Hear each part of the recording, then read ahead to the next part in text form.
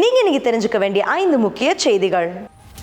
கடந்த ஆண்டு சிங்கப்பூர்ல மோசடி சம்பவங்கள்ல பாதிக்கப்பட்டவங்க 1.1 பில்லியன் வெள்ளி இழந்திருக்கிறது தெரிய வந்திருக்கு.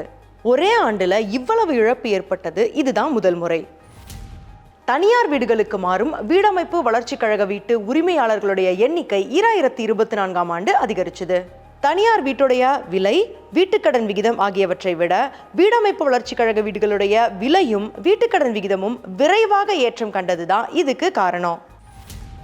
2022ஆம் ஆண்டு செப்டம்பர்ல செயல்பட தொடங்கியதிலிருந்து துவாஸ் மெகா துறைமுகம் 20 அடி நீளமுள்ள 10 மில்லியன் கொள்கலன்களை கையாண்டுள்ளதா PSA சிங்கப்பூர் நிறுவனம் தெரிவிச்சிருக்கு.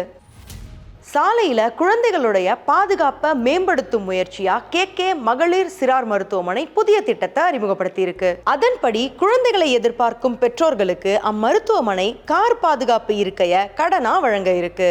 இந்த திட்டத்தின் முதல் ஆண்டுல ஏறக்குறைய 300 குழந்தைகள் பலனடையும்னு எதிர்பார்க்கப்படுது. ஜேக்கப் பேலஸ் குழந்தைகள் தோட்டத்தில் உள்ள நீர் விளையாட்டு இடம் புது பொலிவோட பிப்ரவரி 25ஆம் தேதி மீண்டும் திறக்கப்பட்டிருக்கு.